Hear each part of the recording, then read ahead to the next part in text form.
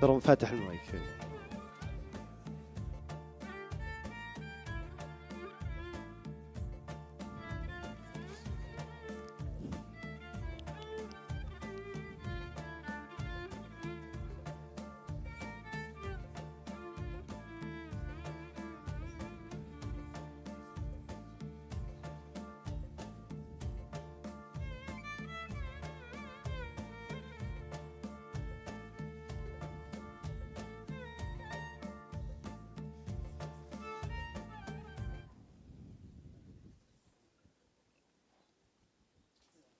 السلام عليكم ورحمة الله وبركاته. Thank you for the knowledge management team for having us, and thank you all for joining us.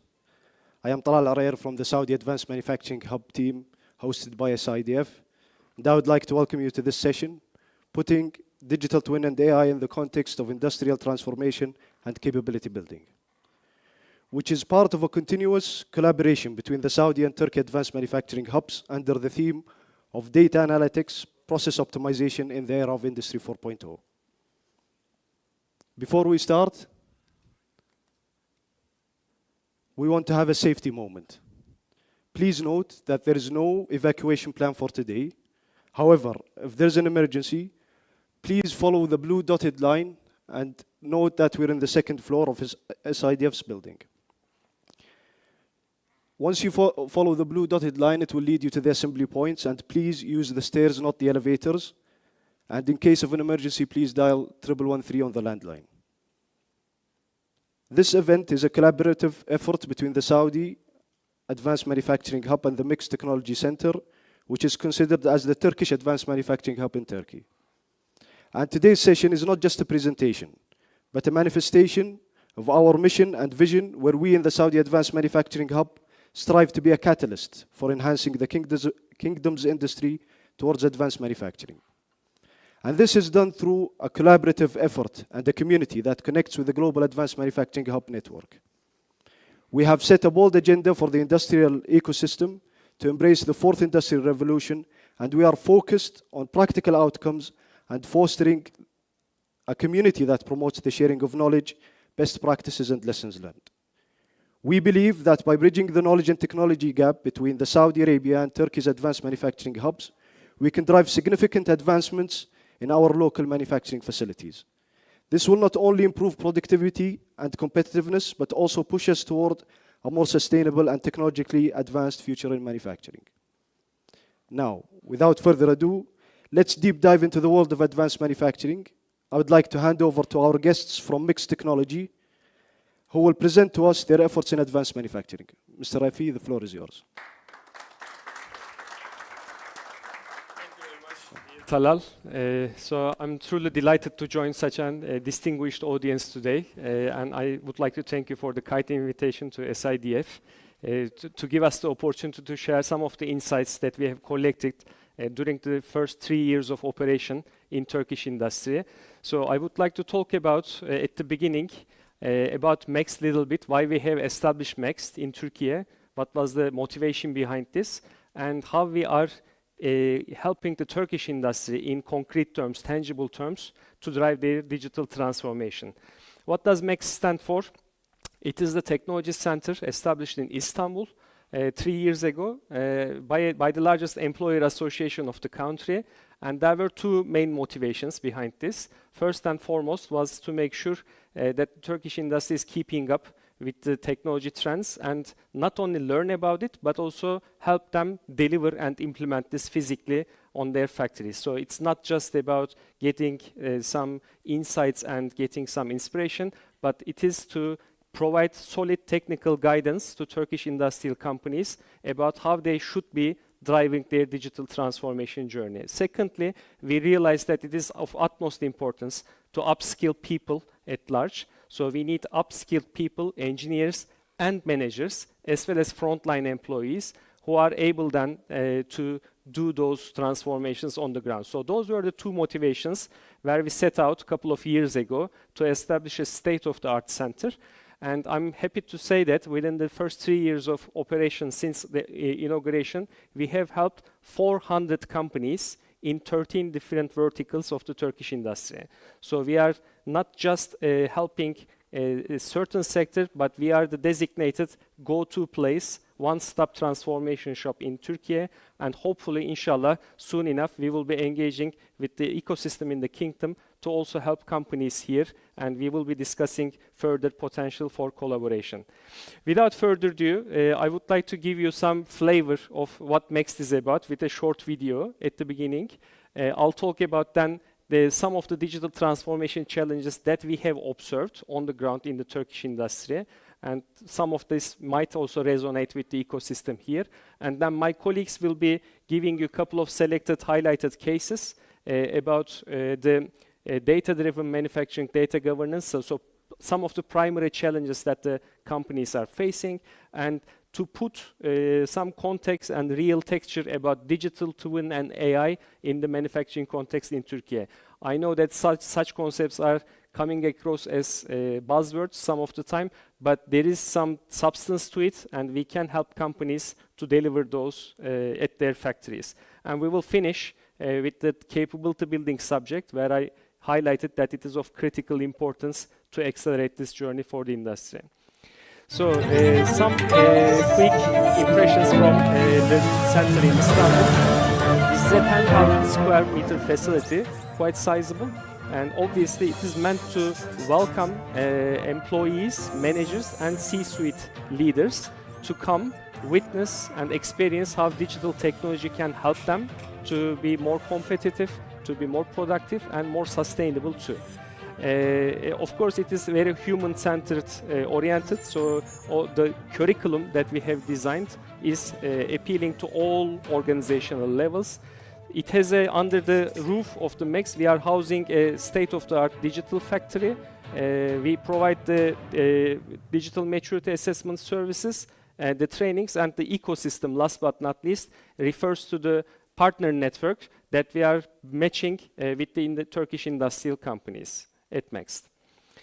So MEX signifies, what does it not stand for? It is the next generation of manufacturing. This is how we position ourselves. So we are not just serving a certain vertical of the industry, but it is appealing to the wider Turkish manufacturing community. Just a few words about the driving force behind this initiative. It is the largest employer association which established the center for the benefit of the Turkish industry. I need to highlight it is a non-profit organization, so there is a more, I would say, elevated objective behind this. And the association that established MEX has quite substantial history in Turkey, 64 years of history. 260 leader companies. You see some of the big multinationals as well as local companies who have a manufacturing footprint in Turkey. The association is an umbrella organization that takes care of their industry relations, and it was the vision of the association MESS to establish MEX for the wider benefit of the Turkish industry. So this is the, I would say, pitch sentence. This was our objective, to become a one-stop shop where any industrial company would be able to find whatever they need regarding digital transformation or sustainability transformation under a single roof. So is it just a training? No. Is it just a technology consultancy? No. Is it just a startup incubation ecosystem? No. It is the sum of this and more. So therefore, our biggest value proposition is to make sure that any company walking through the doors of MEX is able to find whatever they need regarding digital transformation.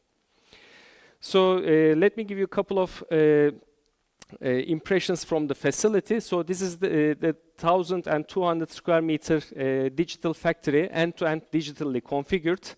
This is not just a showroom, I need to highlight. It is a real working production environment where the purpose is to convince managers, engineers, and shop floor employees that there is a tangible benefit driven by digital transformation. So whoever comes here does not just get an superficial impression of digital transformation and use cases, but there is an in-depth training program behind this.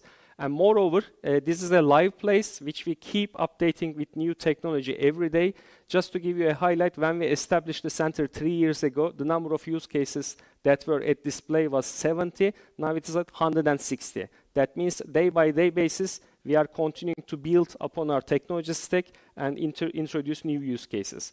Some of the highlights, this is in Turkey, quite novel, the 5G mobile private network. So it's not commercial technology in Turkey yet, but it is in place here. Why am I highlighting this? Because our purpose is to show not just existing technology, but also show the glimpse of the future to the technology companies in Turkey too. I talked about the importance of the upskilling. There we collaborated with leading institutions, universities, as well as international companies like Fraunhofer, like Harvard University, to provide vision and leadership to the C-suite managers of Turkish industries. But also we worked with renowned Turkish universities like Istanbul Technical University to provide more in-depth technical trainings like data analytics, which is a very needed skill set in the industry. And we are able to, I think the last sentence is important, we are able to customize the training based on the actual needs of the customer. So it's not just an off-the-shelf curriculum, we can design and tailor the content and experience according to the needs of the customers.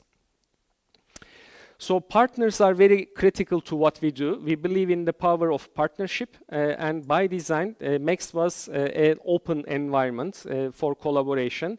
In the first 1.5 years of the establishment setup period, we went out to the entire world, from Singapore to North America and to Europe as well, and we sought some partners who would not only help MEXT to stay fresh with technology, but more importantly, the partners that we bring to the table are helping the customers in Turkey to drive their digital transformation.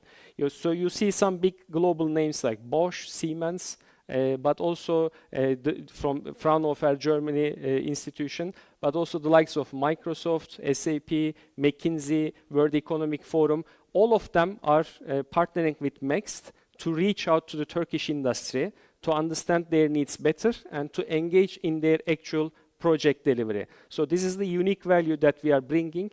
It's not just MEXT personnel itself, but behind us we have a cutting-edge technology ecosystem comprising global players as well as some of the cost-competitive local ecosystem players as well. And hopefully, soon enough, inshallah, some of those players are also willing to set up some local presence in the kingdom too. And we will be very happy to facilitate that effort. Startups are critical in that ecosystem. We consider them an integral part of the journey, and we would like to very much promote open innovation between industries and startups. To that end, what we are doing, you see some pictures from our auditorium where we bring together cutting-edge startups, technology startups with industrial decision makers, and then they are engaging further to accelerate their digital transformation effort. So this is working very well, and we have been tasked by the Ministry of Turkey to also help some of the Turkish companies establish presence elsewhere and hopefully become unicorns. So we have also a duty to help Turkish startups to establish operations outside Turkey and become technology unicorns.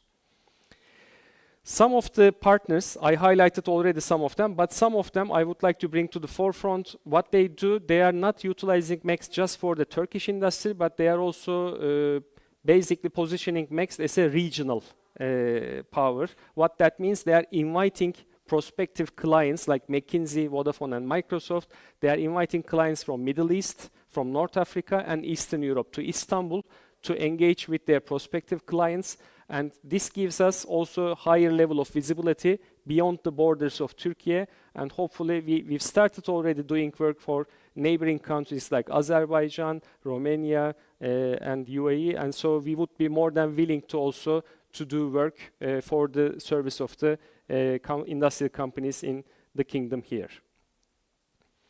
So that concludes my overall overview about MEXT. I hope this has given you a flavor of who we are, what we do, and why we do it. And we will be at the end, of course, more than delighted to answer your questions if you have further questions about what we are doing. Before I hand over to my team, who will connect live from Istanbul to deliver their speeches about the topics I listed, I just would like to finish up with some of the digital transformation challenges we have observed directly from the Turkish industry. So this is a survey result that we completed at the beginning of our journey, and we worked with McKinsey to do this survey for the top decision makers of the Turkish industrial companies.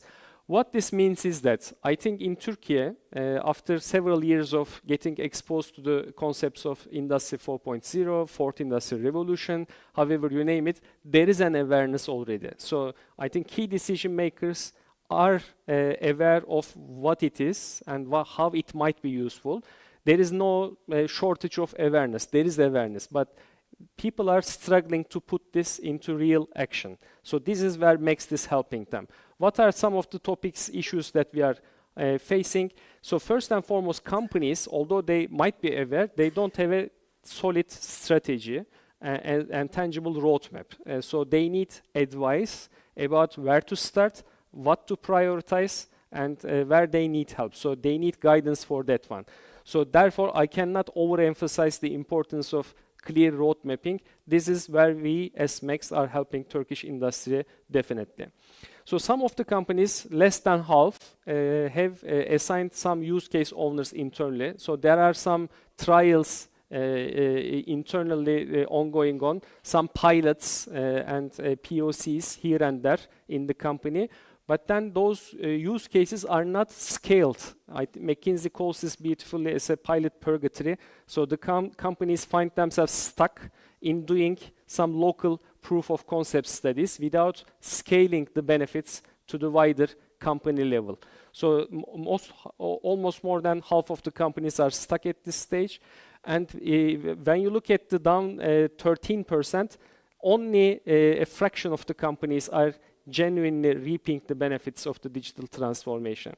So to basically take a look at the main challenges, we will talk about those during the presentation and knowledge sharing.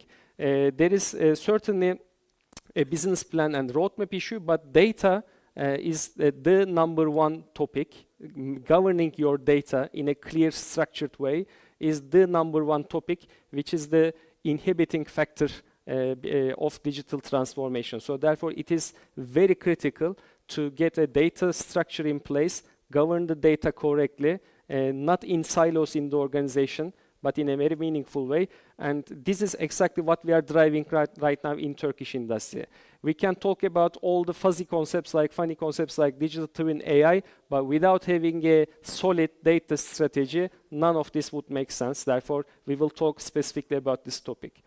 Capabilities is a critical point. So you can invest in software, you can invest in cutting edge hardware, but if you don't have people who are able to interface with that technology with full knowledge, then you wouldn't be able to take the benefits of this. So therefore, we value the importance of upskilling and training people. This is exactly where is also Max is helping as well. Cybersecurity risks, definitely. So we have, when we approach those 400 customers in Turkish industry, we did see that there is a skepticism and concerns around cybersecurity, but then we are also giving them the right solutions to protect them against the risks of external threats. Last one, lack of coordination across business units. This refers to a more cultural challenge. So at least in Turkey, I can say that there is sometimes not a perfect harmony between departments within a company to work together. So after that, once we have seen this, we also started to provide agile transformation services to the companies in Turkey. We also started to give them design thinking capabilities to enable them to work together internally in a seamless way. So this, I should also highlight this, because it's not just about technology and software and hardware. It's really the mindset of the employees and the whole company to drive this forward. So this internal collaboration is one of the key challenges where we are also helping Turkish companies to accelerate their journey. So hopefully this has given you some texture about how those 4 key pillars of Max relate to what we are doing, because we believe that those are exactly the points that is needed by the industry. They need solid advice about technical maturity assessments for both digital and sustainability transformation. They need to convince themselves by seeing the value of the use cases in front of their eyes, how it makes an impact on the performance metrics. They need upskilling in form of capability building. And last but not least, they need to access best technology partners, solution providers, and those are exactly the 4 dimensions along which makes this helping Turkish industrial companies, and hopefully also soon enough we will have more collaboration with the kingdom here along those 4 dimensions. Thank you very much for listening to me, and now I will be handing over to my team based in Istanbul who will then deliver their presentations on those categories, and at the end I will be more than happy to take your questions. Thank you very much.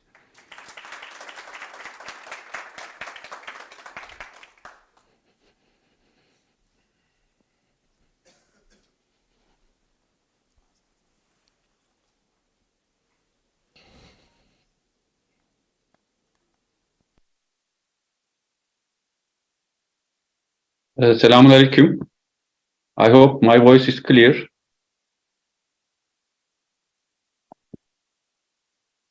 Yes, it is clear. Please go ahead. Oh, okay. I'm Cenk Akgüz, the Director of Technical Consultancy Services at Mext, and I am generally responsible for digital and sustainability maturity assessment and also technical consultancy services. And thank you again to everyone for their participation. First, I would like to give a brief overview or diagnostic methodology for assessing digital maturity of the companies, manufacturing companies. Then I explain the details of manufacturing insights, especially at the automotive industry. First of all, we believe that digital maturity assessments serve as the starting point for companies on their digital transformation journey. For us, diagnostic methodology is Smart Industry Readiness Index, so called shortly as a SIRI. SIRI was defined by worldwide global consultancy partners like McKinsey, Siemens, TÜVSÜD, and people from academia, and it's internationally recognized by World Economic Forum as a worldwide digital maturity index. Until now, as a Mext, also FEB mentioned before, we have provided services to more than 260 manufacturing companies from 10 different industries, including automotive, white goods sector, machinery, steel manufacturing, but also textile, food processing, cement, refinery, pharmaceutical, etc. Cenk, sorry, apologize. I think we are having some issue with seeing your presentation online. Oh, sorry. Maybe you can think about changing, swapping the page. I'm not sure. Mr. Talal can help. Let me stop sharing and start sharing again.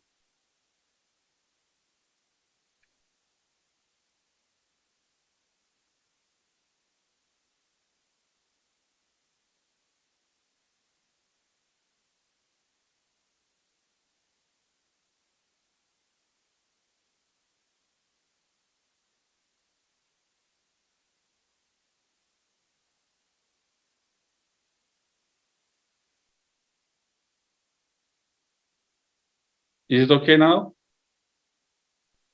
Yes, I think it should be okay. Okay. And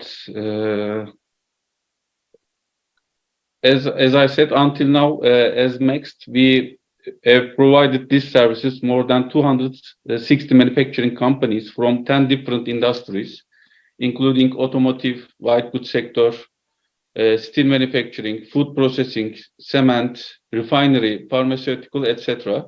In Mext, we have 12 SIRI assessors as our internal sources, and we have an ambitious target to make 500 assessments till the 225.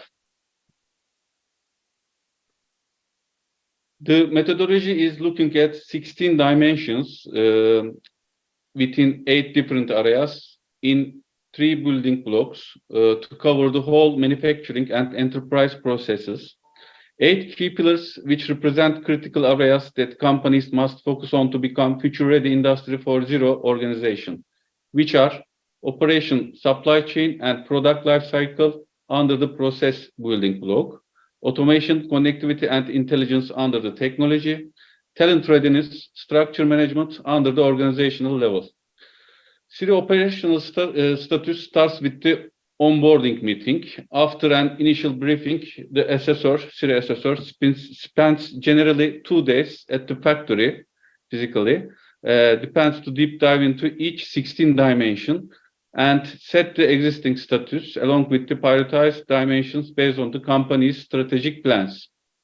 And with that, Siri provides an overview of the current maturity of the company. With benchmark tables, manufacturing companies could get comparable insight globally.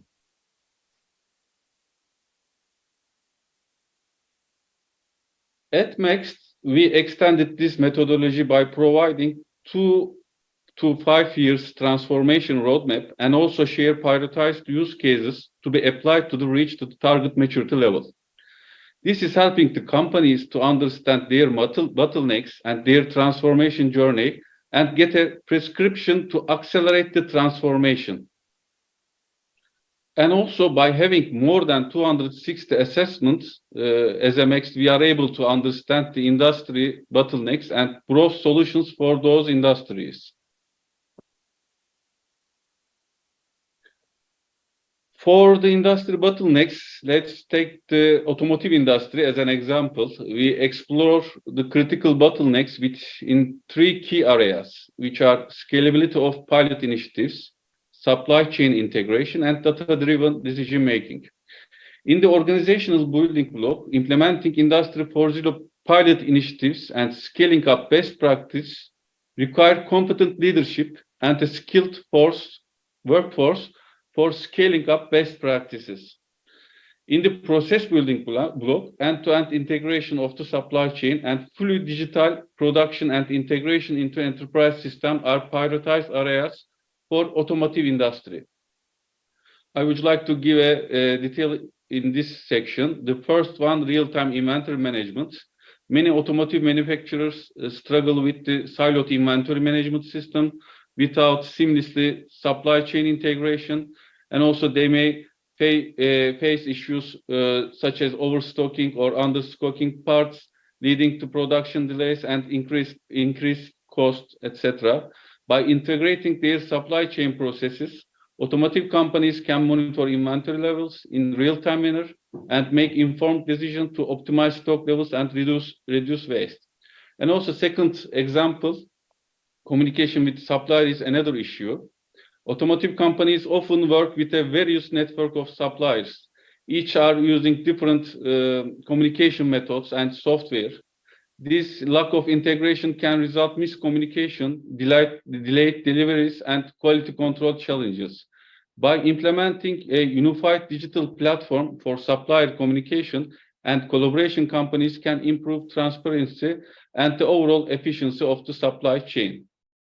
And the technology building block part, bottlenecks are acting with real-time data in the production area and connectivity of equipment and energy traceability in the production and facility area.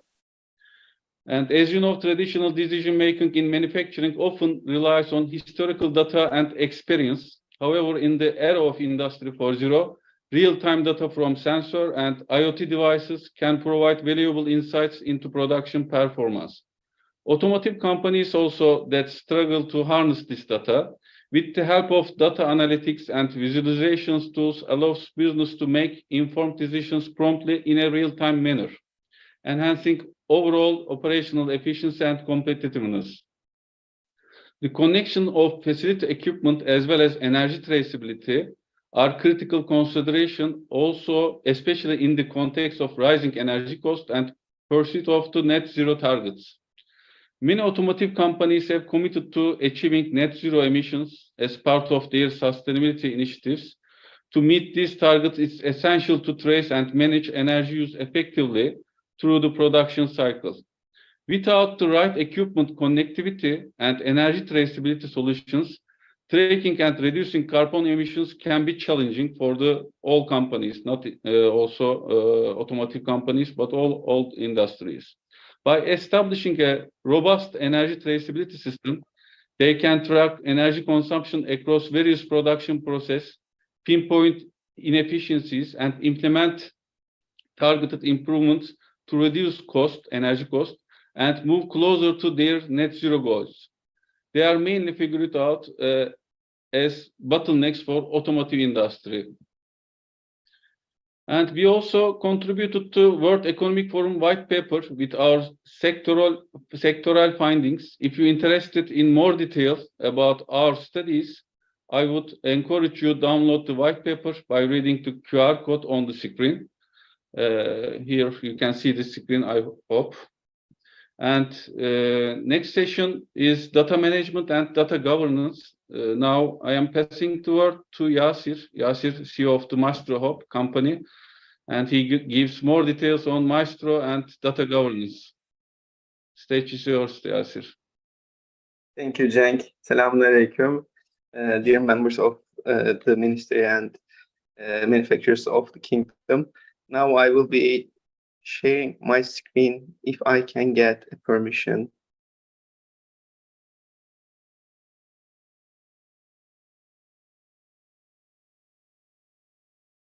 I stop sharing now. I am sharing now.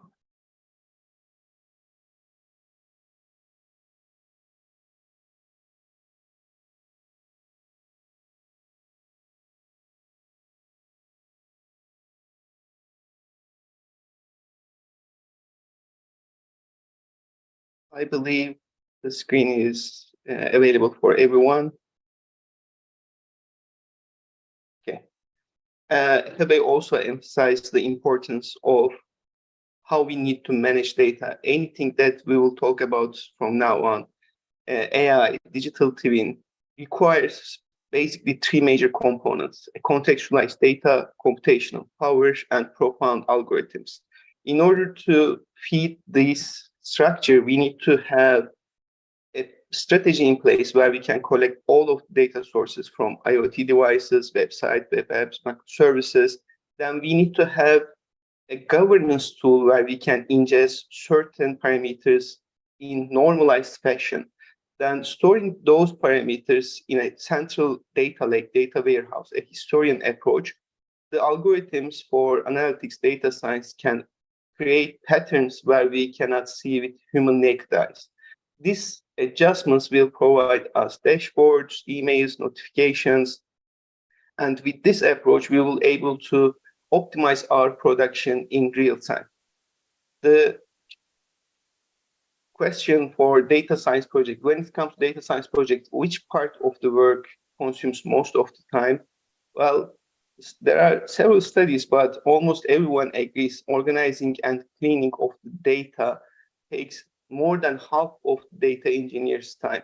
Just finding the right data, creating these information packages to other systems takes a lot of skilled workforce time, which is unnecessary workload and reduces the return on investment for these projects.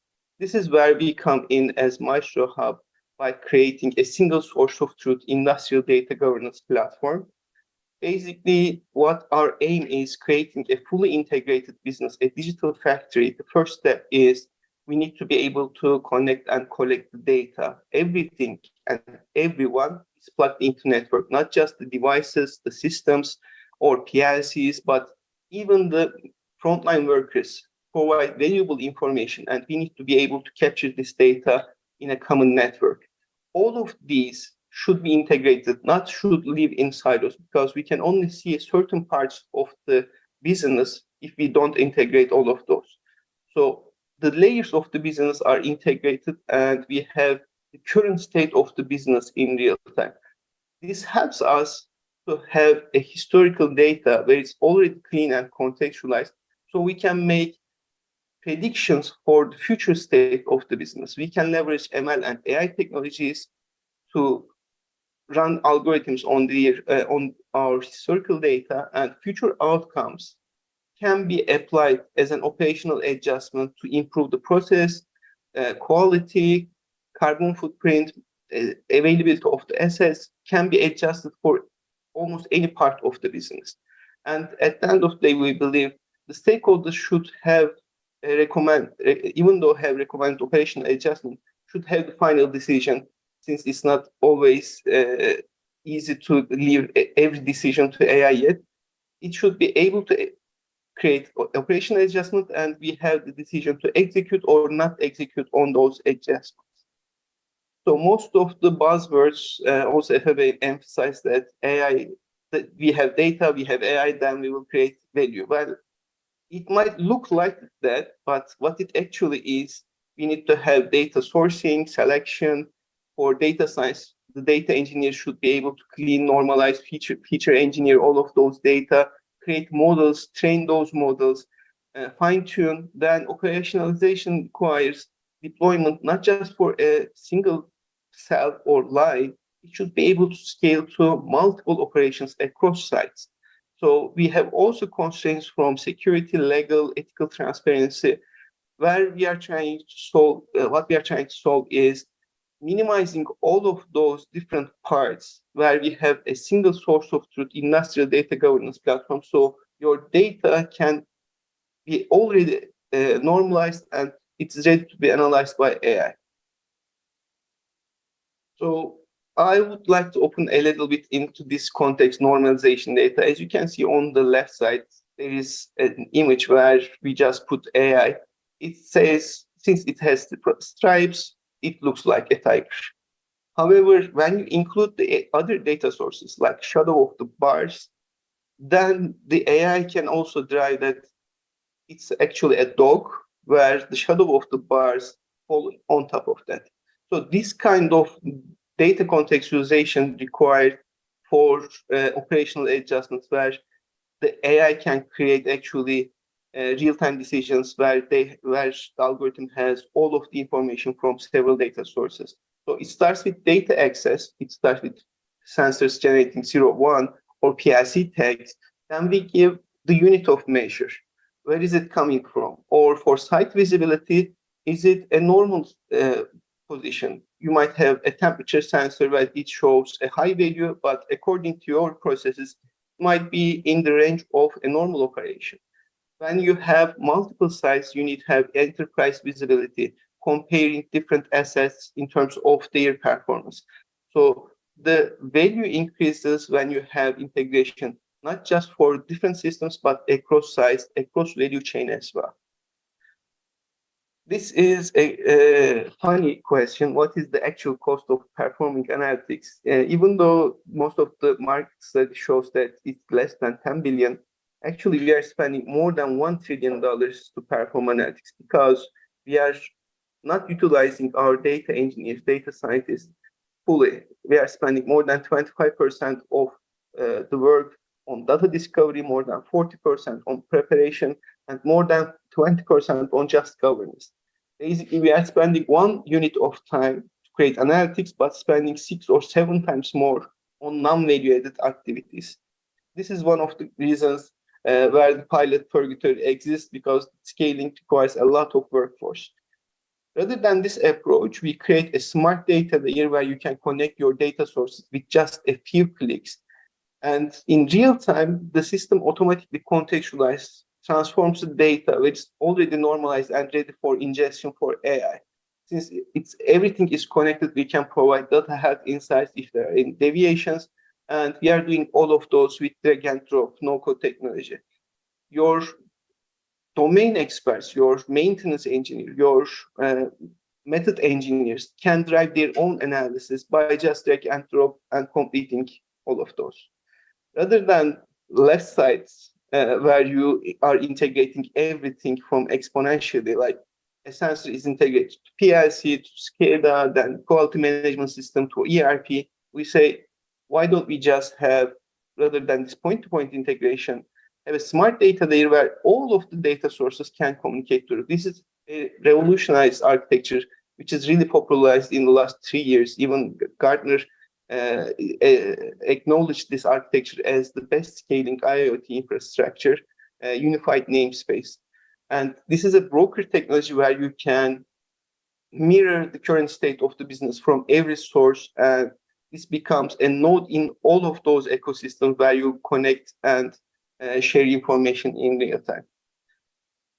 So unified namespace creates one single source of truth where all of the data is integrated into one data model. You have only one interface. You don't have one-to-many interfaces. Anyone can drive their own analysis rather than Excel spreadsheets. Now everyone can report their solution in real-time dashboards, and every application is running on the same platform. And this is the workflow, how we do it. We connect with more than 30 industrial communication protocols. We model the data to represent the real world, and you have the complete control on your data flows, when to send which data to which system. And all of those are mapped, organized in an ISA 95 structure, which also lives in the ERP systems as well. So I will share you the real-time data from Next as well. Can you see the ISA 95 structure as well? Or is it still on presentation? We are still on presentation, yes. Okay, let me stop sharing and share our next environment. So this is what it looks like. As FAB mentioned, in 1,200 square meters, we have a digital factory where we have two different production lines, discrete production and continuous production. We have several lines like kitting, assembly line, machining, forming. We have material movements managed by AGVs, have an automated stocking and retrieval system for warehouse. And any data that you look for, it could be coming from a sensor like Kistler, lives in here, or cycle time from PLC, we can access those, or on our manufacturing execution system, we have operator details, their competency matrix, or even ERP data like what is the unit real-time cost of our raw material, energy consumption, or labor cost. Even direct information like, is there any line balancing problems in our production line? Or I would like to calculate scope 1 and 2 emissions, how many units energy consumption is currently happening. You can access all of those and map in a semantic hierarchy where you can just access like a shared folder approach. And these are living in real time. For example, we would like to get machine status details, the cycle time, design speed, all of them can be seen in real time. What is the work order? What is the gearbox ratio that we are currently producing? You can access all of those in real time. And by connecting with more than 30 industrial communication protocols, we do not leave any data behind. It could be living in files like Excel, because even though the digital maturity for manufacturers are improving, we still do business in Excel as well. So we need to be able to connect this to common network. Energy analyzers, PLCs, ERP systems like HTTP REST and services, databases for big data analysis. We have message brokers, MQTT, and for even cloud providers, we have integration with all of those. And after the connection is established, and it's fairly simple, just like plugging your SIM card to your smartphone, you just need the name and host and port information, basically like your mobile phone number. When it's plugged in, then we can also browse everything if the protocol allows and import everything from there. And once this data is available, now any system can consume this data. For example, I would like to understand the cycle time and what is the current value of the cycle time, how it's contextualized with different data sources.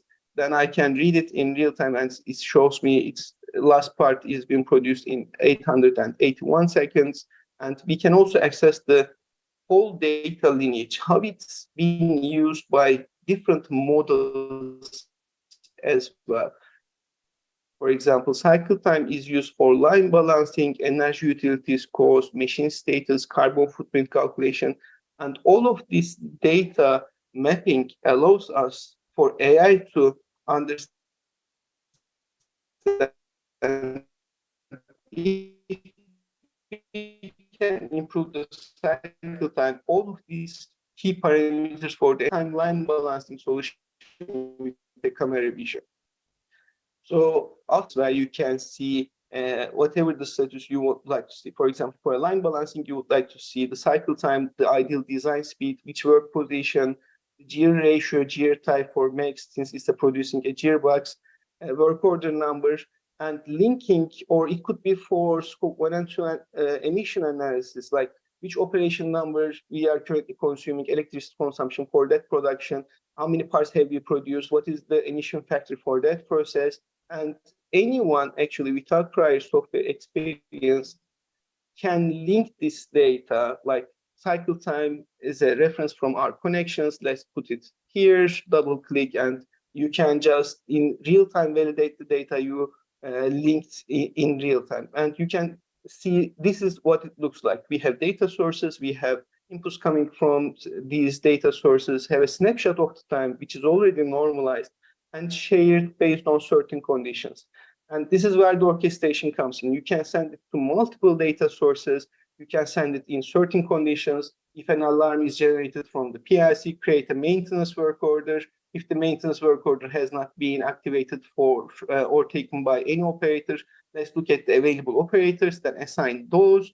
And you can do all of those, again, like with drag and drop connections. I would like to send this in a analysis by Teams notification as well. And in real time now, I can share this information to multiple systems where the integration, usually before we had this infrastructure, took maybe 1 week. Now we can complete in minutes. Any system can consume this information, and in every 20 seconds, it will look and share this information. Since all of the data sources are connected, we can monitor everything, like what is the broken connections, like it's already shared me with an activity on energy spike as a payload from the Teams as well. You can access everything in real time. And we also mentioned the onboarding, the capability building of the employees. We implemented a guiding procedure as well, where you can just say, I would like to connect with a Modbus TCP/IP connection, and the system automatically guides you through the related fields where it will be creating a connection, the VPN. If there are delays, I need to take this because it will send notification throughout the way. And it will automatically guide you through all of those and show you how to connect, how to create a connection. You can fill it in here, or it automatically auto-fills for you. You can write your standard operating procedures. You can access the document in real time. With this approach, anyone without highly skilled can actually use the data and write their own analysis, create like dashboards, for example. I would like to understand the machine status or the deviation of the process parameters from auxiliary equipment. Is there any deviation that affects my production? Or for calculating the carbon footprint, I would like to understand what is the deviation between this time frame. Now it automatically can be analyzed, so the adjustment, this decision making, can be done in real time. Now I will pass the words for advanced applications like AI to Berkay on next, as well as what would be the challenges during that implementation. Thank you. Thank you very much, Yasir, for this valuable presentation, all the detailed explanation for our data governance and collection, let's say. Let me to share my screen first of all.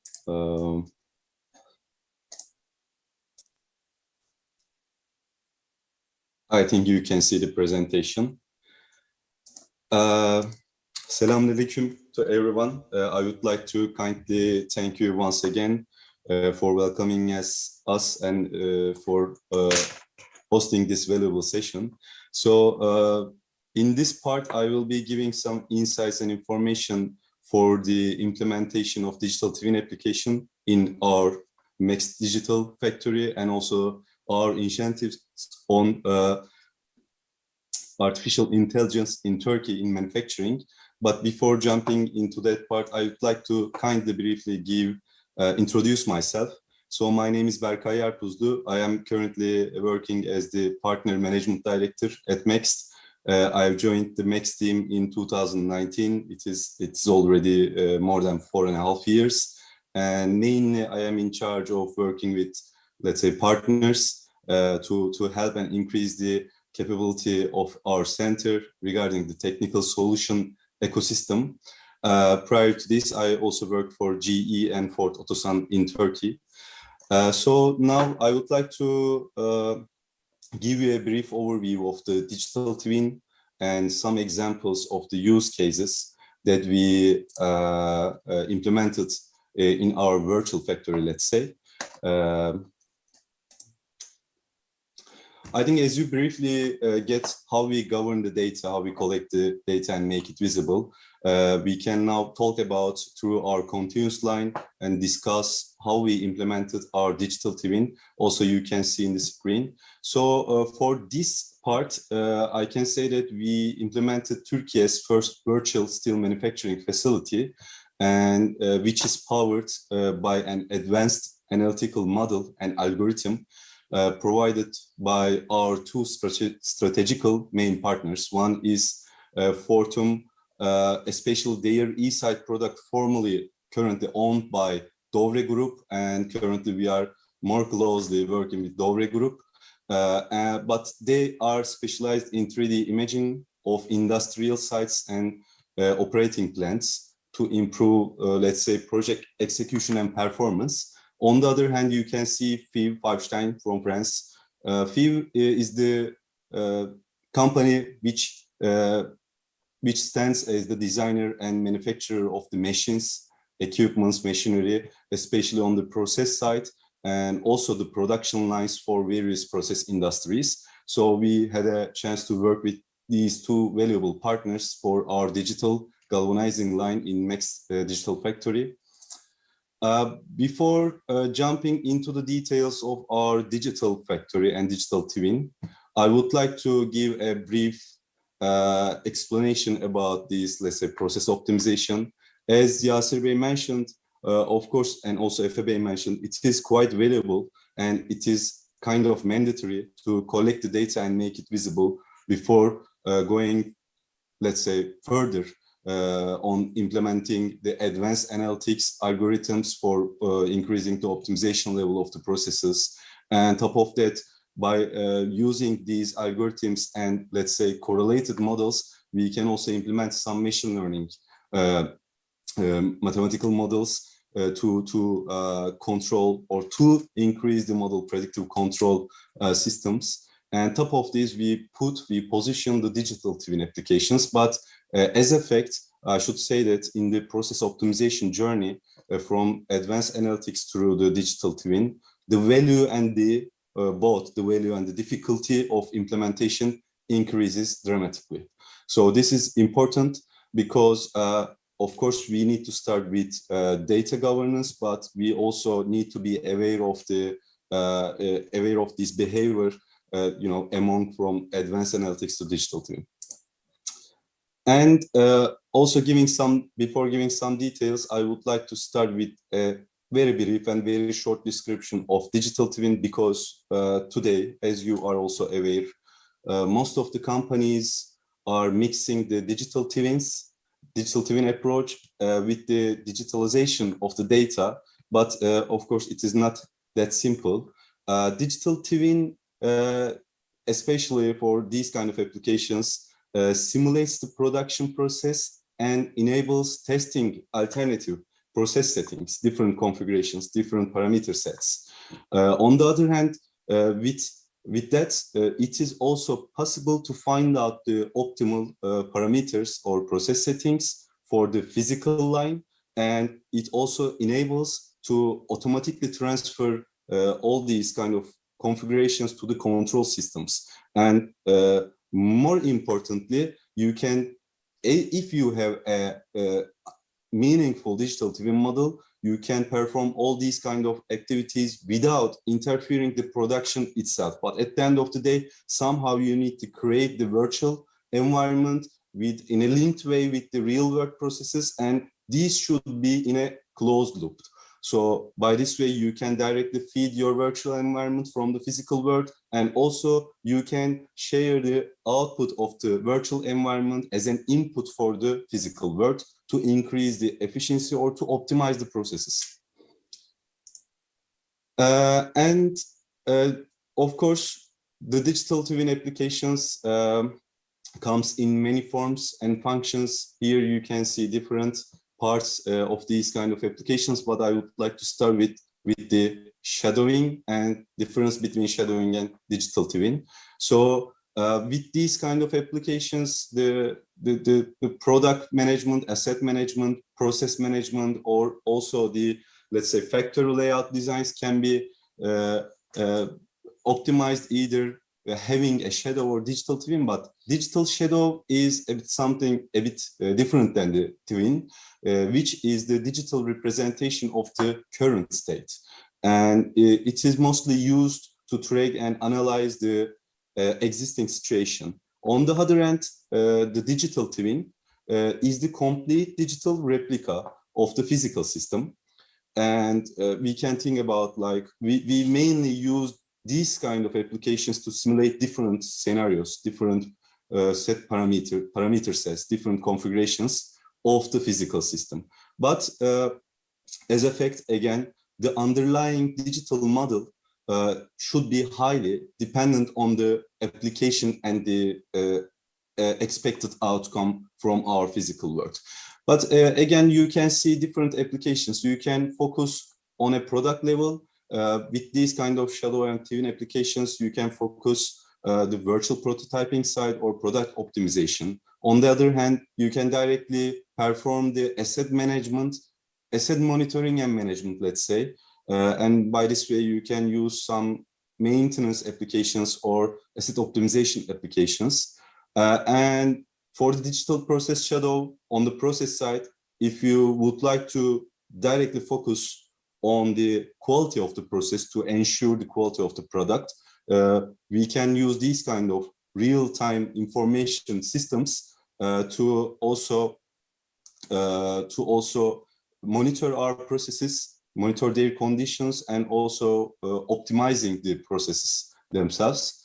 And at the end, we can directly implement the digital shadow or twin of the line itself.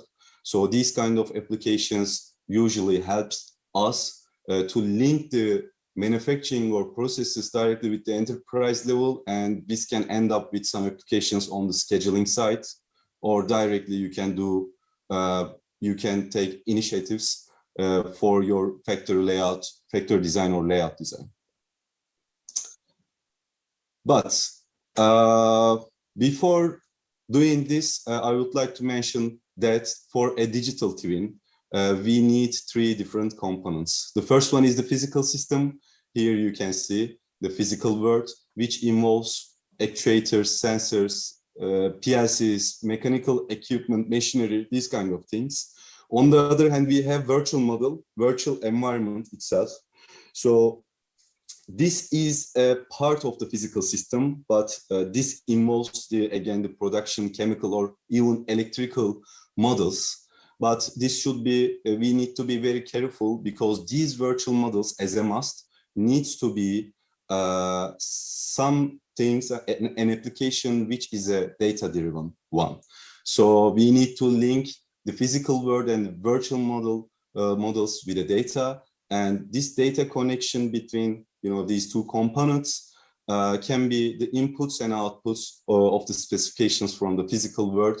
But more importantly, again, you can see in this presentation, in this page, there is a closed loop between the virtual and physical environments, because whenever you want to see the outputs of your line in a virtual environment, you need to feed the virtual models with data. About the benefits of the digital twin applications, especially in manufacturing, these benefits can be classified under process development, process planning, process control, or directly, this is very important, by the way. FAB also mentioned the importance of the capability improvement activities. So these kind of virtual environments can also be used for the training activities. So this is also important. But to be able to get these benefits, first of all, we need to connect the real world with the virtual world. And these inputs, you can see the enterprise level, the ERP systems, MES systems, SCADA systems, and any kind of sensor data or PLC data. These should be directly merged in digital twin in a right way, because at the end of the day, these will be the reference data, but in parallel, we should also understand the right simulation model parameters to have a highly correlated, at least a correlation in a meaningful level between our two different environments. So of course, in our digital twin, we can do any kind of simulation from mechanical to electrical, and afterwards we can directly take the data to see the benefits of these kind of applications. Now, I would like to briefly talk about our application in Max Digital Factory. So basically what we built is the digital twin that can be controlled with a single control room. Here you can see we have the virtual level, we have the physical level, but again, there is a closed loop here. We are controlling our virtual world via a single control room. This, especially the critical ones, like the ones in the furnace part and etc., use different materials like videos, drawings, I don't know, the factory CAD data to increase the realistic level of the virtual world. And we also include all of the critical equipment in this input material parts. And with all these, with the help of Fortum's, let's say, expertise, we integrated different components like the 3D VR environment. But I would like to mention that the digital twin part, the digital factory part, is not just an animation in Max Digital Factory. It is a kind of a real virtual environment. We use Unreal Engine, gaming engine, to design all of the functionalities like interactions, storyboards, scripts, timelines. So we can say that this virtual world is a living world. We can directly modify whenever we want. We can put any other, further machinery, or we can directly take away the machinery. So I can say that with the combination, at the end of the day, we have a digital twin and a 3D environment for our digital factory. So for our initiatives on the application for digital twin applications, let's say, I would like to briefly give some examples on the use cases. But before jumping into that part, I would like to briefly give information about how we can read these one-pagers, the details here. So here you can see we briefly identify the problem, solution, and impact on the factory, on the facility. Then you see application areas here. You see only 6 AI application areas. As AI applications can briefly be categorized into those 6 categories, but this can be increased in the future for sure. So there you see 2 technical information. First of all, the first one is the confidence level, which can be stated as how successful is the model. As we have some, let's say, under integration and optimization use cases as well, you may see sometimes non-acceptable level for manufacturing. On the other hand, the ML algorithm on the right-hand side, briefly to give you an overview of what is currently being used. Here you see KPIs to assess the success of the application. In the bottom or middle of this page, you can also see some indications for ROI, scalability, and implementation speed. So these are the important things, quite important things, before deciding to implement the application in the facilities. So I would like to start with our first use case, which we implemented supervised learning in the digital twin line, is the demand forecasting. Here you can see, I would like to briefly give the problem statement. The problem was that a significant challenge of manual demand forecasting is the lack of flexibility, which is crucial for the companies which need to adapt quickly. So manually created forecasts cannot be made on the go, and after a few weeks, months, once additional real-time data is involved, it is even inaccurate. So the solution is here. The model can combine multiple internal and external impacting factors, promotions, market plans, trends, etc. So by using this information, the prediction models can be introduced. And for future trends, the overall demand or demand split by SKUs can be forecasted. So, and we can see that the impact is, of course, the demand algorithms based on accurate modeling can help the companies on decision making, and this would also help the increase the efficiency and efficiency in supply and production planning activities. So currently, this line is still under the optimization process as it has only 75%, as you can see on the right-hand side in confidence level. But we can say that it pays very quickly, although the average implementation speed and scalability. The second one is reducing the zinc excess coating with using advanced analytics, which is quite important for this kind of continuous processes, because the problem is here mainly the configuration of the process control parameters. They are being manual, and most of the time zinc coating process parameters are, has an inefficient consumption problem of zinc, which is valuable material for the coating processes. And if you also consider tons sheet metal, this means a lot of money. So the solution is using advanced technologies to monitor the control systems and using analytical algorithms, closed-loop algorithms to see to track the surface of the sheet metal, and using the interdependency between the correction rolls and pressure of the air blades to get rid of the excess zinc coating, so which is really valuable for these kind of industries. And for the impact, we can say that this helps to identify patterns and trends indicating the coating process produces excess zinc. So the confidence level is quite high because we are implementing the physical hardware, we are doing the real-time monitoring, etc. Here you can see the other use case model, predictive control to maximize line speed. You can see the details again in this presentation. Since we have a quite limited time, I would like to go to our second part, but I would be more than happy if you have questions, or we can directly talk whenever you want. We can organize separate meetings to be able to explain what we have done for our digital factory.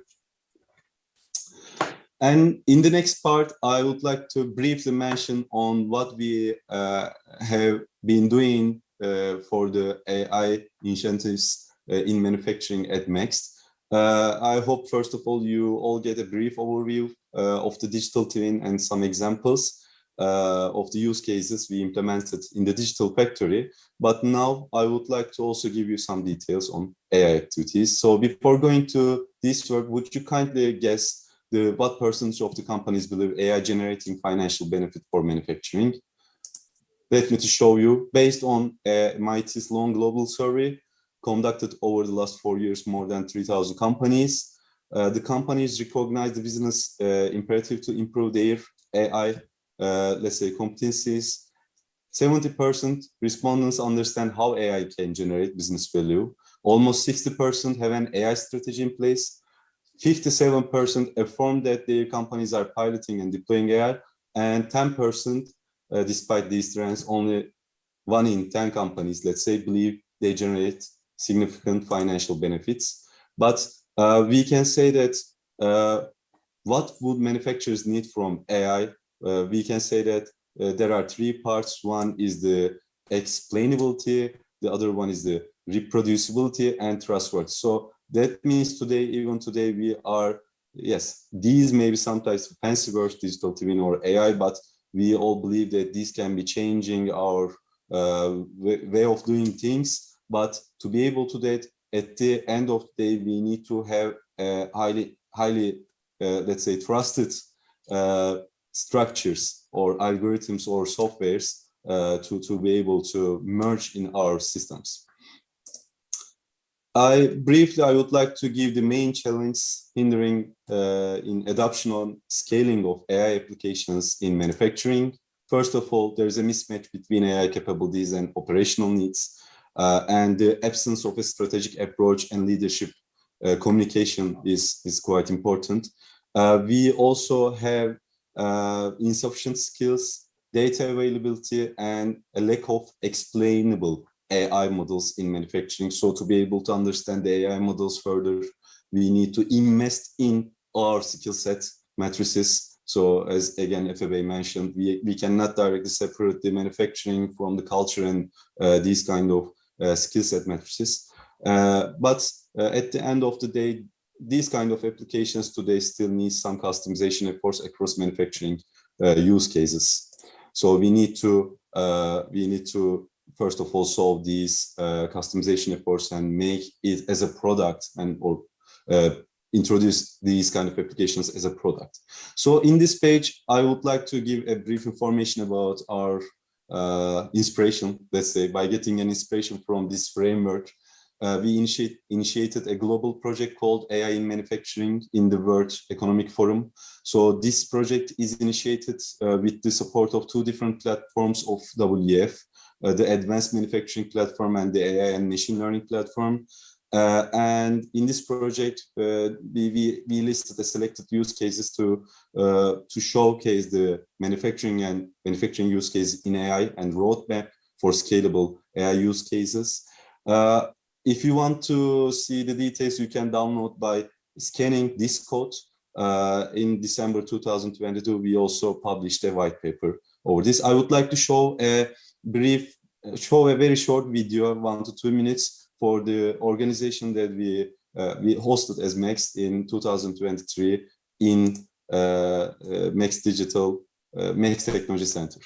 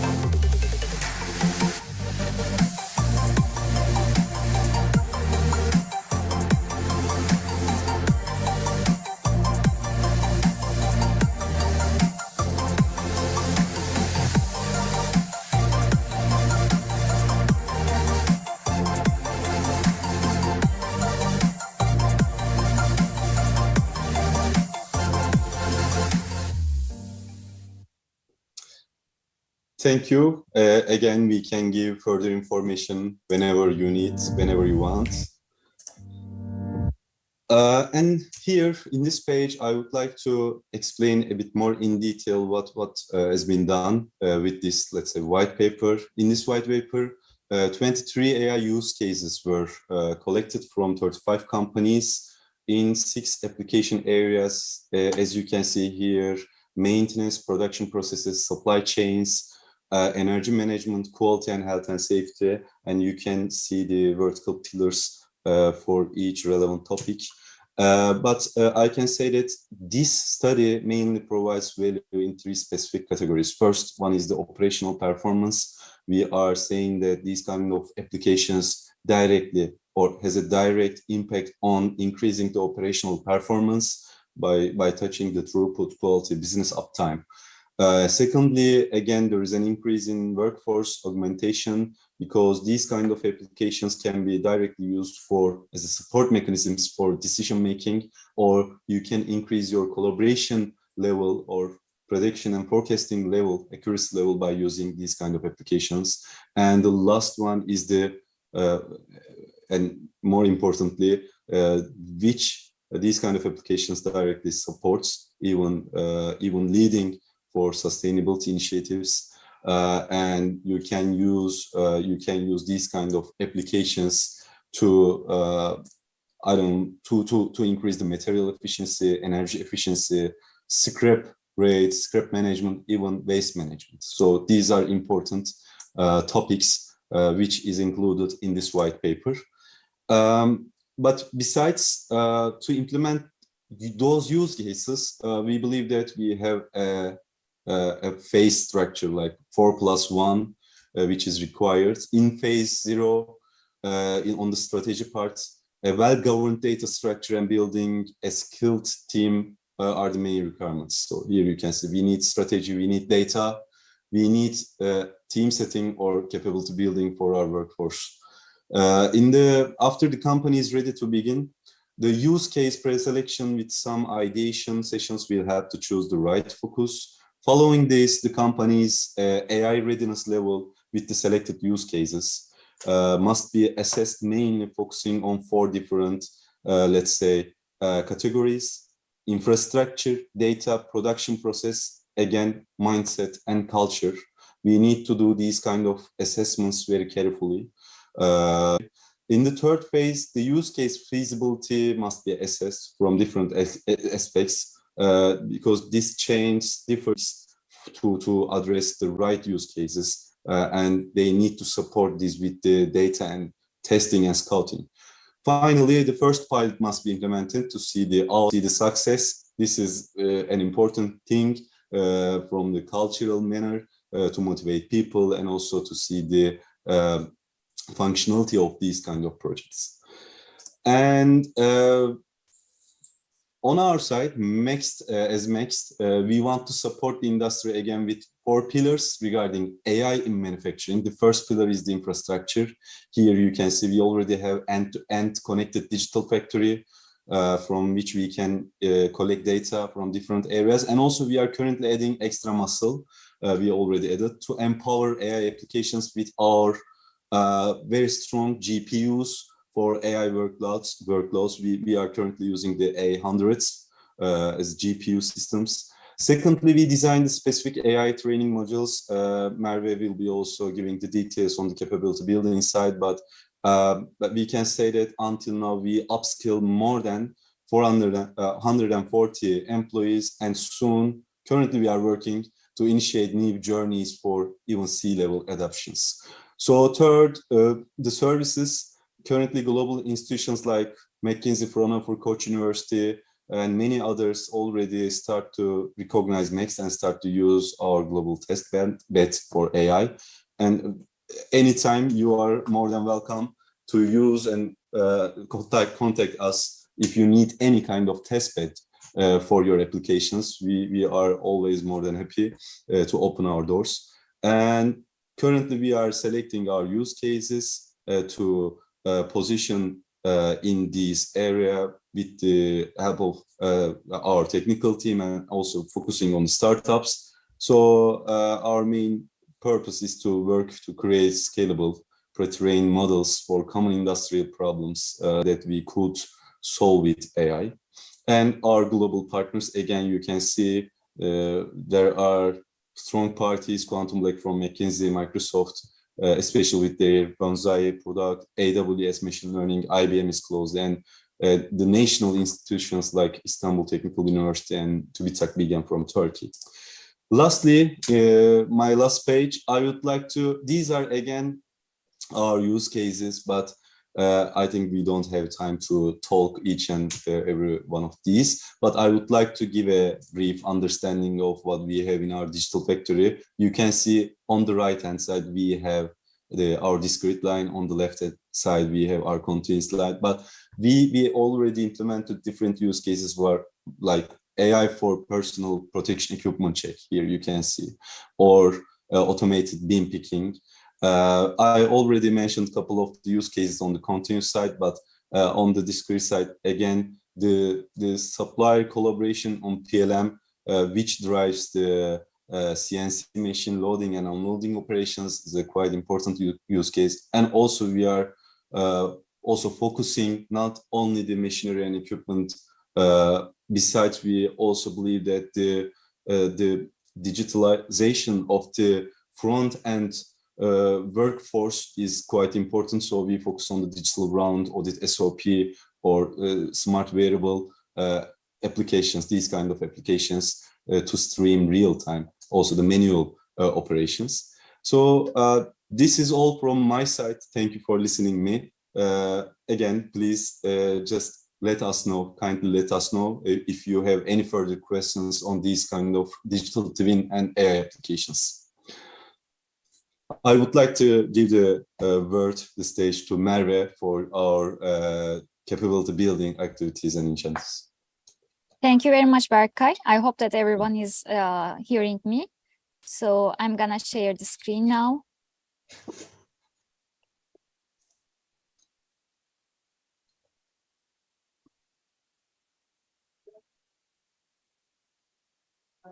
So you see my screen, right?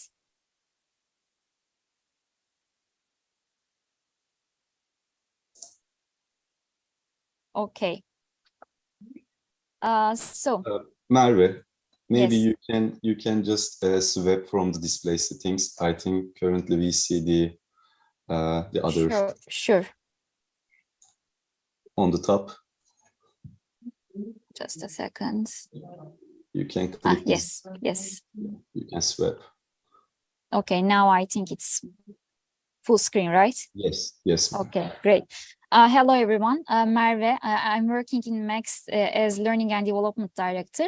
Now, the last but not the least, I would like to explain Max capability building programs. But rather than the details of the services, actually, we would like to share a few of use cases and what I can say as case studies in terms of the capability building programs. But before going on 3 case studies, first of all, I would like to give a brief information about what we have done up to so far. So currently, we have reached out almost more than 15,000 people in Turkey.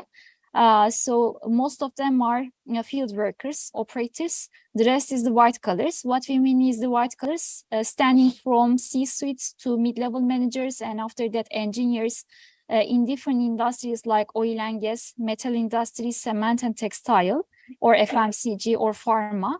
So in total, we have reached out to 15 different industries and more than 200 companies.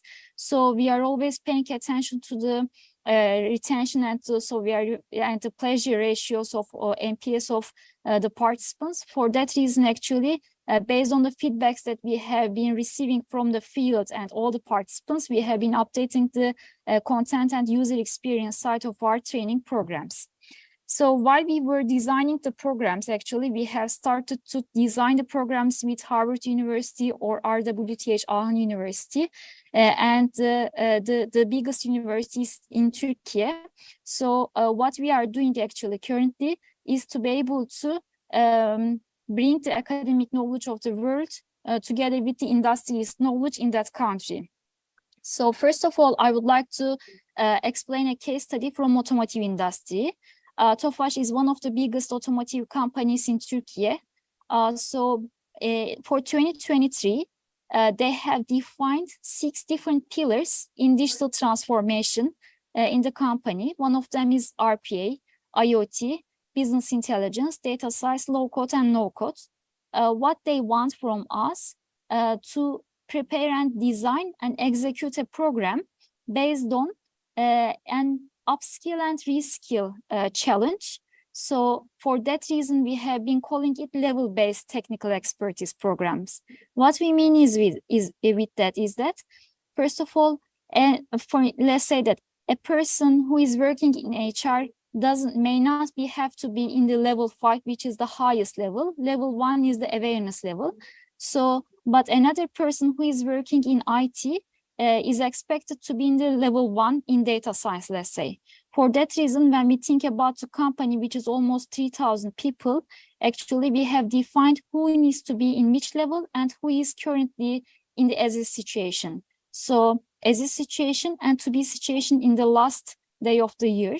So based on that, we have defined not only the trainings, but also some development activities like a workshop or mentoring programs to be able to bring and upskill people in different areas or reskill people in these 6 pillars.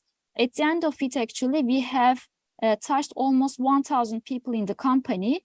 And especially we have started the training from the C-suite, then the mid-level managers. First of all, in the curriculum of the program, there were a pillar which how to lead digital transformation. Then we have moved to technical expertise programs.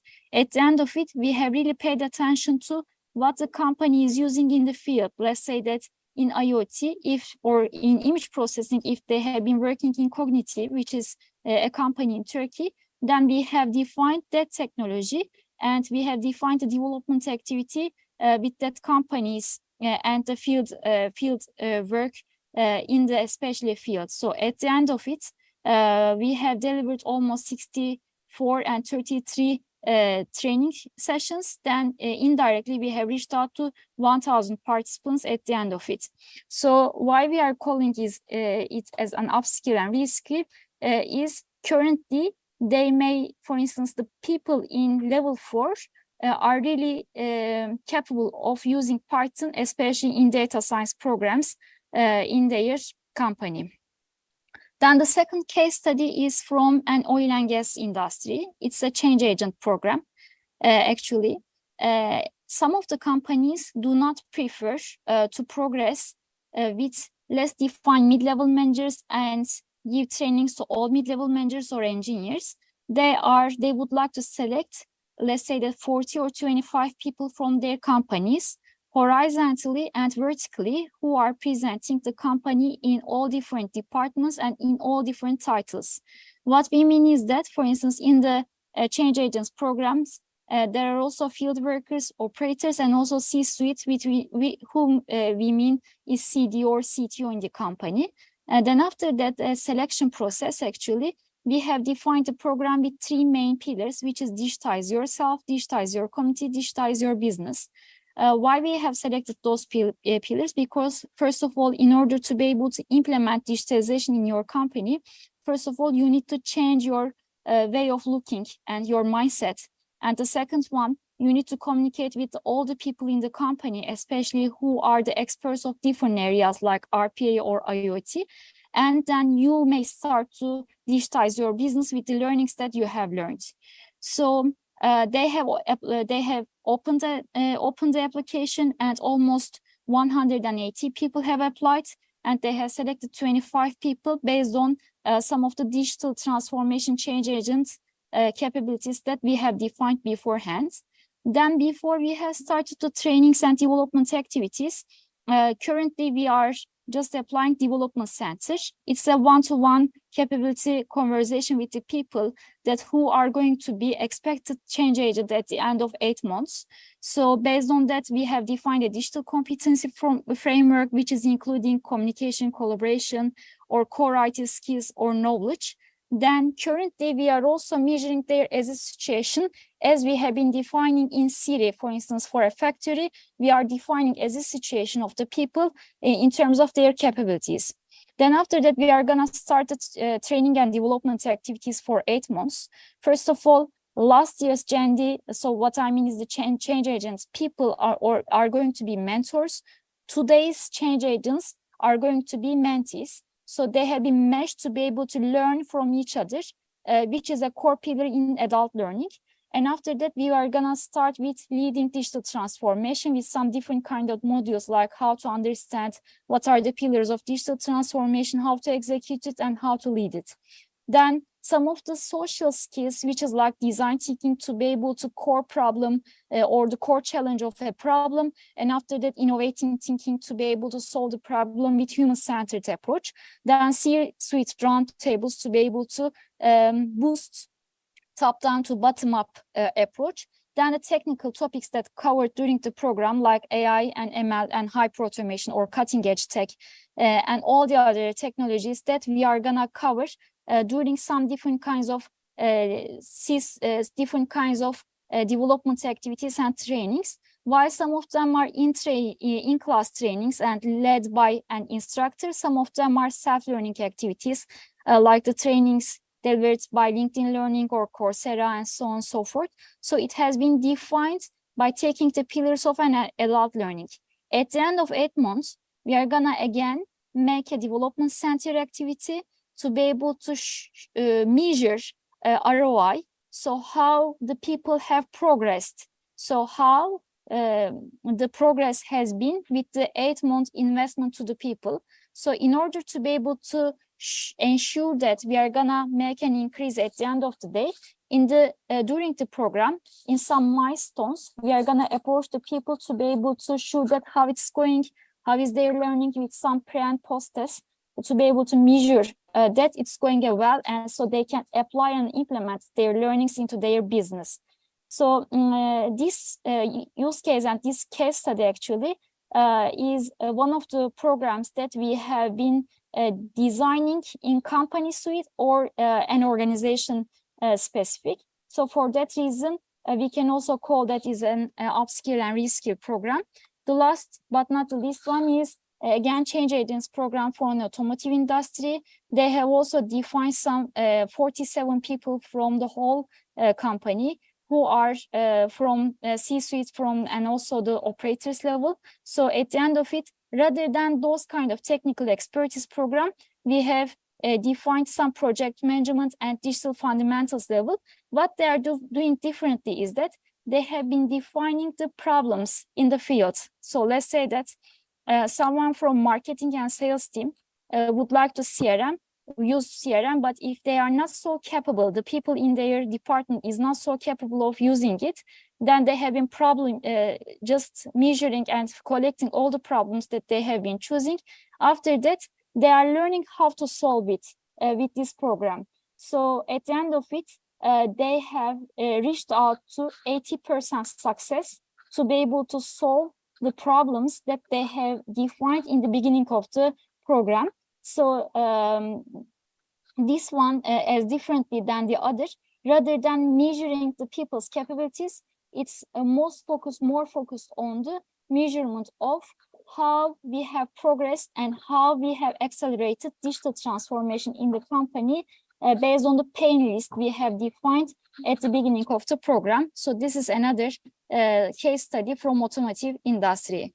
So in short, actually, thank you very much. I would like to thank you all the people who are listening to us. So in short, I can summarize.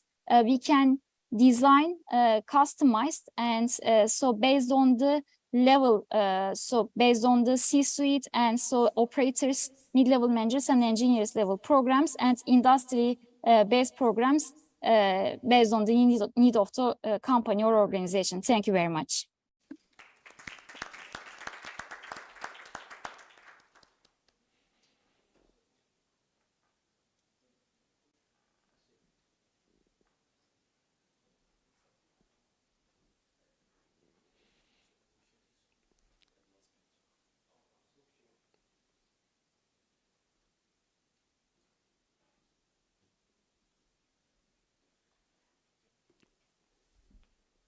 All right.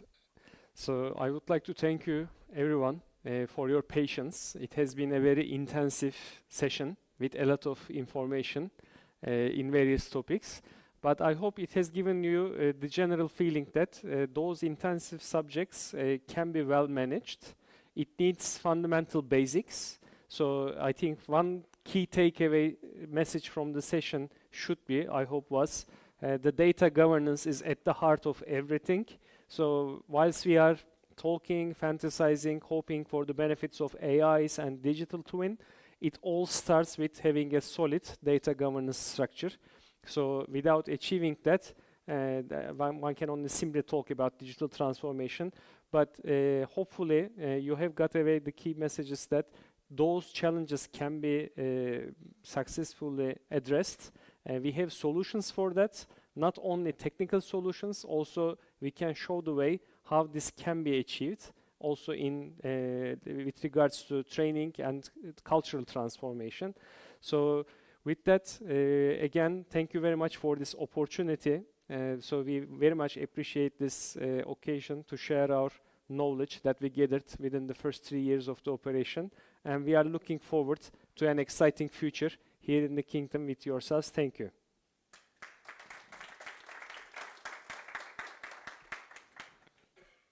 We'll open the questions for the audience. Please go ahead. Please, sir. First of all, I would like to thank you for the insightful presentations. I know it's dense, but we got a lot of information. In this IDF, we have an experience in making a change in the factories.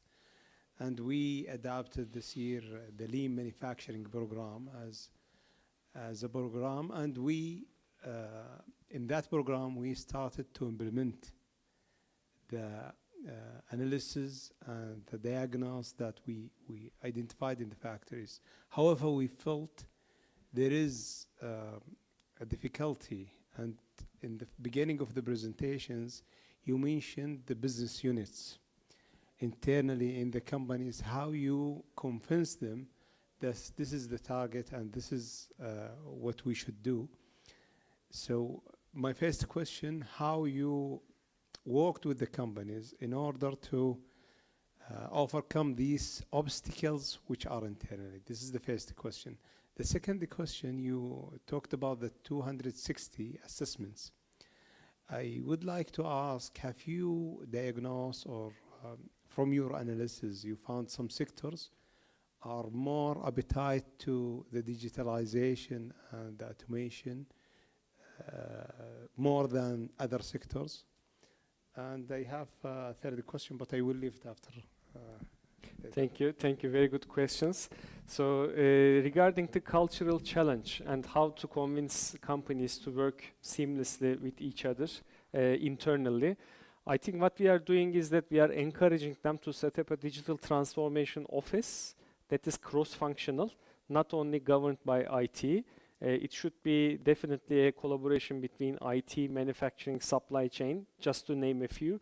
We encourage them to establish a digital transformation office, and then that digital transformation office should oversee a set of small teams, again cross-functional teams, with very well-defined objectives and key results, and let them work in an agile way. So whilst the huge company may not be able to transform instantaneously to an agile mode of working, we encourage them to take job. IT says, no, this is my job, whereas in reality, it's the two of them. They should be working seamlessly with each other. So this is a good way of getting them to the habit of delivering agile projects in digital transformation. This is what we are encouraging, and we also provide design thinking sessions to give them the habit of innovating together. So the teams will certainly face challenges when they embark on projects, and they should be able to figure out a way of resolving those challenges. And design thinking offers a good methodology for cross-functional teams to innovate together. So I would say, in answer to your question, first question, we give them a flavor of agile transformation, not at the corporate level, but in small steps. And secondly, we supplement this with design thinking methodology to enable the teams to overcome challenges, innovation challenges themselves. So those would be my two answers to your first question. And second question was, which sectors are more receptive to digital transformation? Certainly in Turkey, we have seen automotive industry was at the forefront. This is actually why we have presented the case study about the auto industry. And what we are seeing is that if there is a pressure on the industry to come up with resilient and responsive supply chains, those are the ones that are more keen to drive digital transformation. So in the case of auto industry, it's a very competitive industry globally, and therefore there is a push to transform quickly, not the OEM itself, but including the supply chain. So those sectors where it is even from competitiveness perspective more key to transform quickly, those are the more receptive ones. Likewise, textile, for example, is another industry in Turkey where sustainability is an imperative. So Turkey predominantly exports to European Union, especially for textile industry, and there is a huge push from the consumer side in the EU to disclose environmental social governance metrics, ESG metrics, to disclose genuine efforts for decarbonization. Therefore, what we see there is textile is now a lot more receptive to sustainability transformation, for example. So I would say those industries which suffer from competitive pressures and other consumer-related trends like sustainability, those are the ones which are more receptive and keen to press forward with initiatives. Those are the ones where we started initially, and step by step we are extending our work to other sectors of the Turkish industry. Hopefully that makes sense. Thank you, Efi, for your answer. We have time for another question. Well, thank you for your excellent presentation. Thank you. My question is related, do you provide a turnkey solution or just a roadmap? The second question, you have presented multiple cases, digital twin and advanced analytic. And very interestingly that you showed that the payback period or the return on investment is 2 years. Can you give us range about the capex or the total cost of these investment? Certainly. Regarding end-to-end delivery, yes, there are examples where we as Max directly help our customer in their end-to-end journey. So there are cases where we directly provide implementation support with vendor selection, technical blueprint, design of the solution, including the integration aspect, and also oversee the hands-on delivery on the site. So we do also hand-holding exercise as well, if it is required. But definitely, there is a certain capacity that we can allocate to this from our end. In most of the cases, so there are examples in oil and gas, in chemical industry, in Turkey, in textile, and in auto as well, automotive industry. But we are very selective in terms of which customer to choose, because as you can appreciate, those are very, I would say, labor-intensive discussions. So you need to spend quality time with the customer for hands-on customer delivery of the projects. In most of the cases, we bring along our partners who would provide support for the on-site delivery. But if it is required that we act as digital transformation office, as an external consultancy, the answer is yes. Yes, we do oversee end-to-end project delivery. In most of the cases, as a digital transformation office, but where it makes sense for both of the parties, then we can also provide hands-on on the site delivery support too. Your second question was about CapEx requirement. This is varying significantly, but in most of the cases, when it comes to digital twin type of implementations, so in bigger industries, yes, we are talking about a couple of $100,000s, definitely.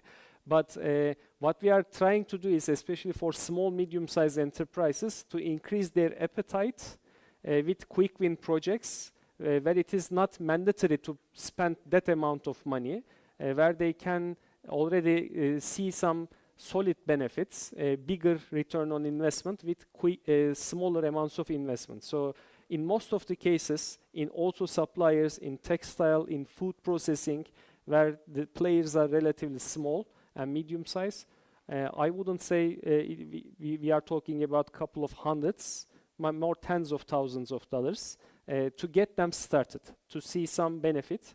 And definitely the incentive scheme in Turkey, supported by the ministry, is helping with favorable financing, also providing certain tax benefits. Those are the things that are now facilitating the overall transformation. So I would summarize as start small, not huge capex investment, see the benefit, increase the appetite of the key decision maker, and then start investing in substantial amounts. Thank you for the question.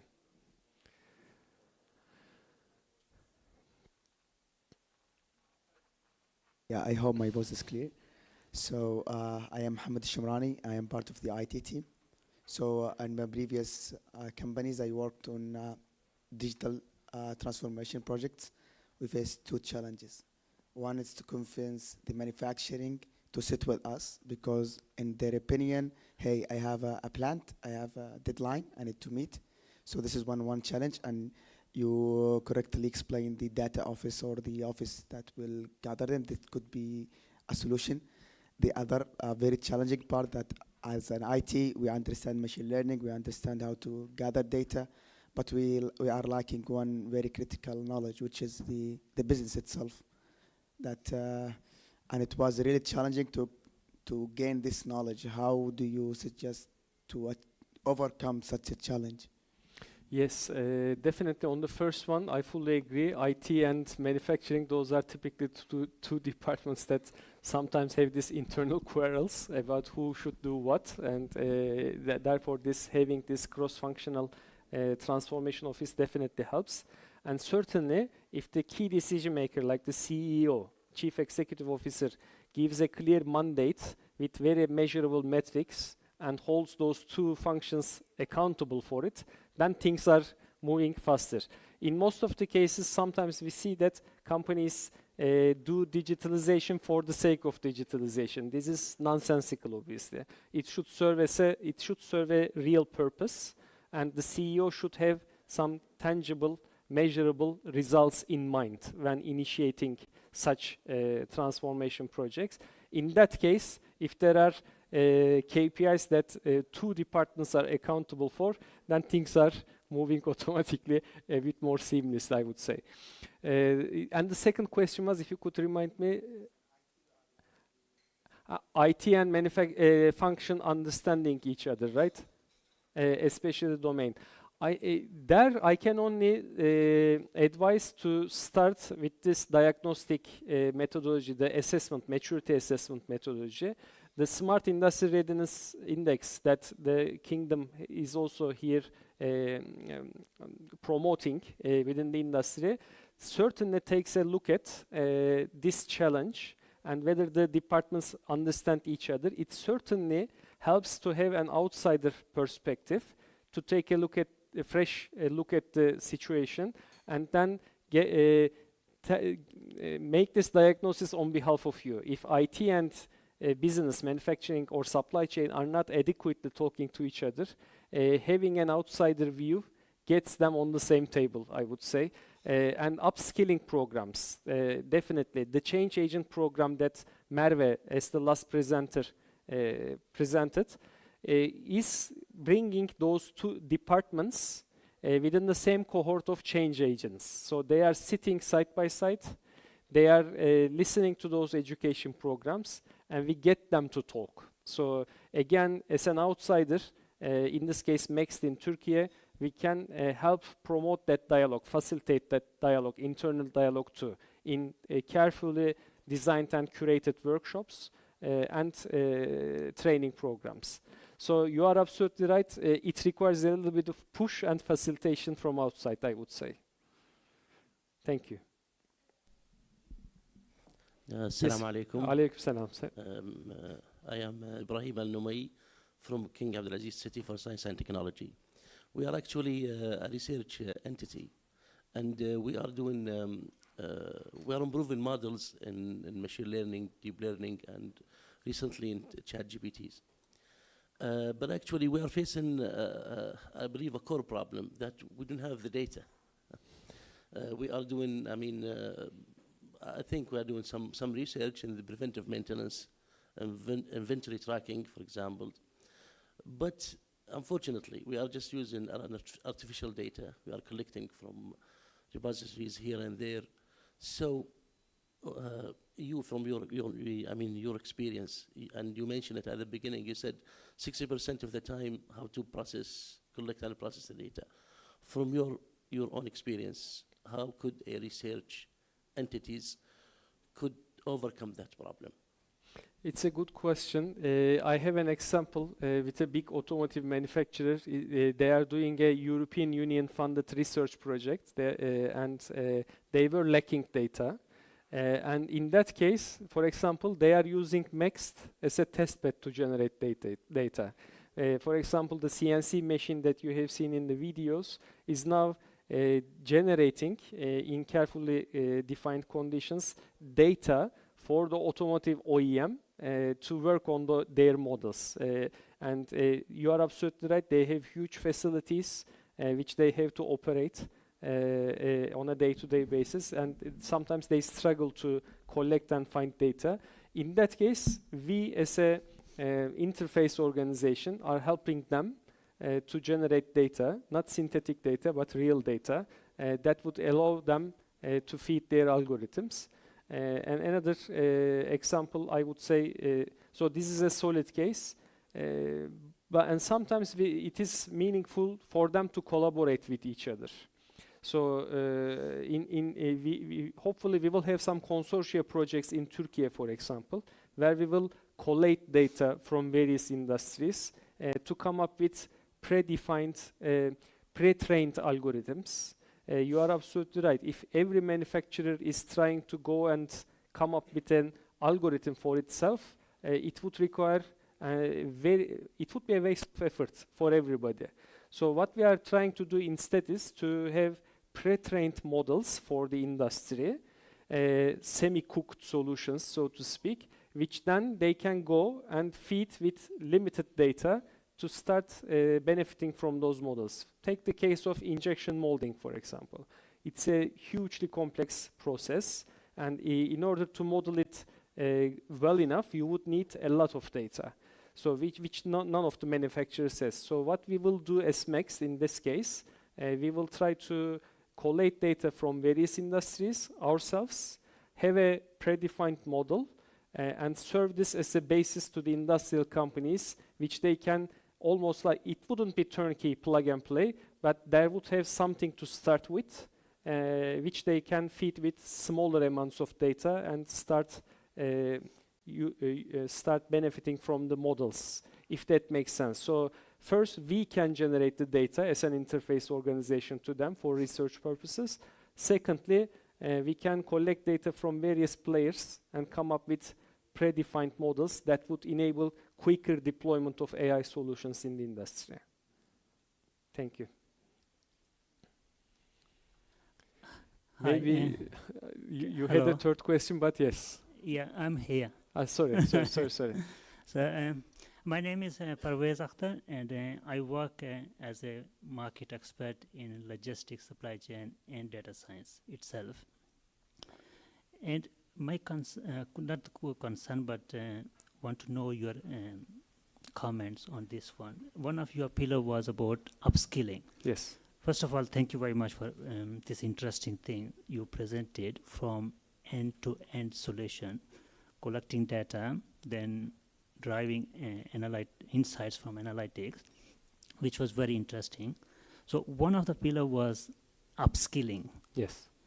You will normally face a lot of challenges between culture, particularly for non-technical people. When you're upskilling non-technical people and trying to upskill them through technical knowledge or technical skills. So this is one of the challenges which I have seen over 20 years of my experience from academia and industry. Before coming here, I was a professor in University of Aberdeen in the same domain. Mm-hmm. So we always try to close the gap between academic practices and industrial requirements. I saw your interest in collaborations with universities as well. So what we face, the most challenging situation when we have to train non-technical people and find the solution and bring this culture in line with what we want to implement in advanced digitization. So what would be your ideal solution to see that how we can overcome this challenge? Very good question. I would like to refer to Yasir's presentation where he talked about the Maestro Hub solution. It's a startup that we internally incubated and they are now growing their solution globally. I think low code, no code probably is a good solution for this. So Yasir's Maestro Hub solution, for example, is a good case of low code, no code, which enables non-technical people, even frontline employees who don't have AI or data related know-how maybe, to quickly generate dashboards and other types of insights from the data. So that was a very good example. Otherwise, we would spend maybe hours, hundreds of hours of training to those employees. But low code, no code certainly enables people to come up with quicker results. So therefore, I would focus on this type of solutions. Another good case from Siemens, for example, a key partner is Mendix platform, another low-code, no-code platform, which enables frontline employees to come up with quick applications themselves. So imagine what it would take to turn frontline employees to full stack developers. It is quite impossible, not practical. But if you provide them the right tool set, low-code, no-code tool set, then you enable them to do things, see results, and increase their enthusiasm. So my first answer would be definitely this one. In order to also create some excitement, what we are doing in Turkey is we are creating some hackathons to invite non-technical departments like finance, like sometimes supply chain itself, to come up with experimenting methods with RPA solutions. Robotic process automation solutions, and then to demonstrate to them they can come up with digital solutions themselves with robotic process automation, and they can create value for their own functions. So you are absolutely right. It doesn't make sense to upskill everybody, and it's difficult. But where it makes sense is to provide those low-code, no-code solutions and enable everybody through good mechanisms like RPA to contribute to the overall digital transformation of the company. So those are the two things that we are doing.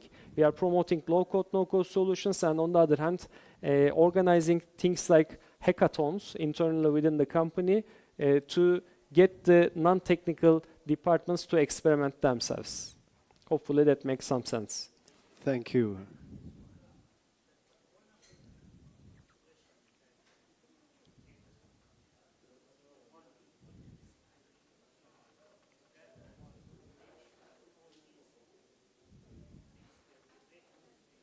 Can be together. So this could be one of the solutions that probably will work in future.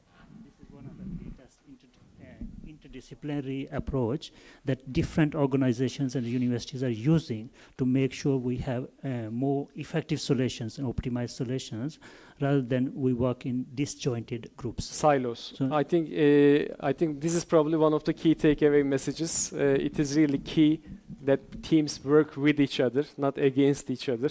Otherwise, digital transformation efforts most of them are bound to fail. So it's essential to promote that culture of internal collaboration. I think we all fully agree with that.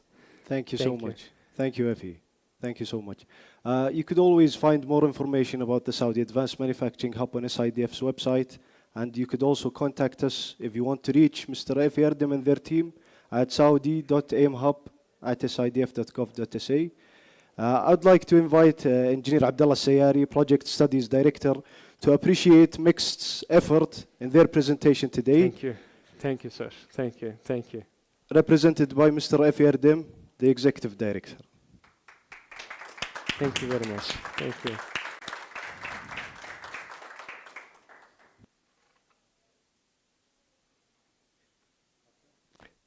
you so much. Thank you very much, sir. Shukran. Shukran from our side. Thank you.